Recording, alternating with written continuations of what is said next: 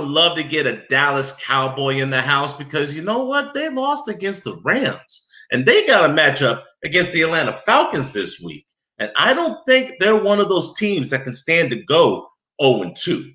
That's not good look, especially with everything that's going down with Big D and with Dak's contract.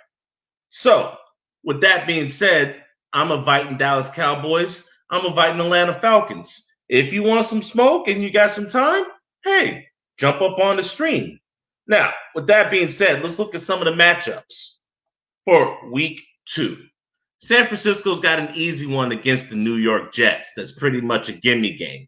The Jets are without Le'Veon Bell, so it's already not looking good. Now, even though Richard Sherman is in a protocol and will not be playing, I don't believe he will be needed against the Jets.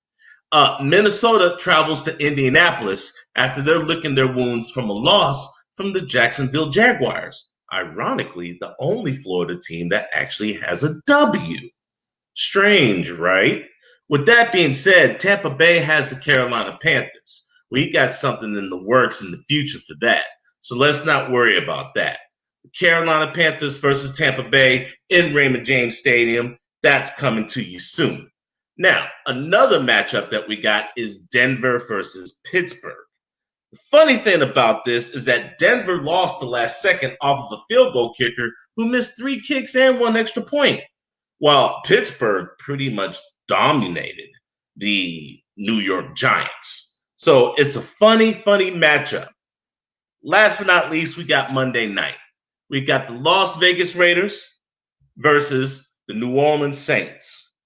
Now, unless I can get somebody up in this room, I'm just going to call it a night because, either you're on or you're off, and it seems like a lot of people are off. So, open invite. You want in? Come on in. Do we have any questions? Because if so, I'd love to answer them for the stream. Let's go to the comments. Let's see. John Mizak, rest in peace for his fantasy owners. Yeah, Dr. Chona, he came up clean when it came to those injury reports. Christopher Cole, Seattle is going to shut down Cam's running, but it's going to be a battle.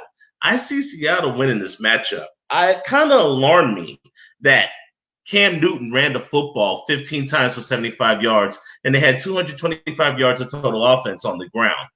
Maybe his shoulder is good, maybe it's not, but that kind of worries me. Including the Super Bowl, John Shear, thank you for mentioning in.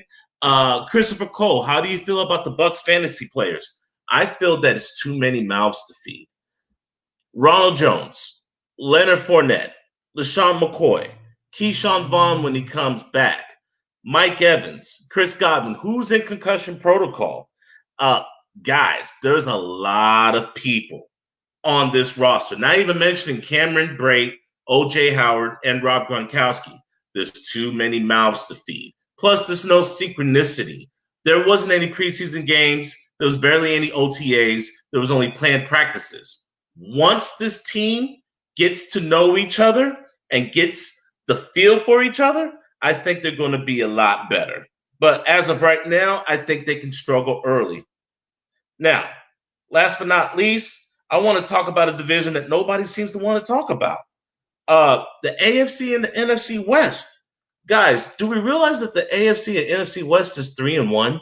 Denver taking the L and San Francisco, of all people, taking the L? Yeah, something to think about. Carousel, yeah.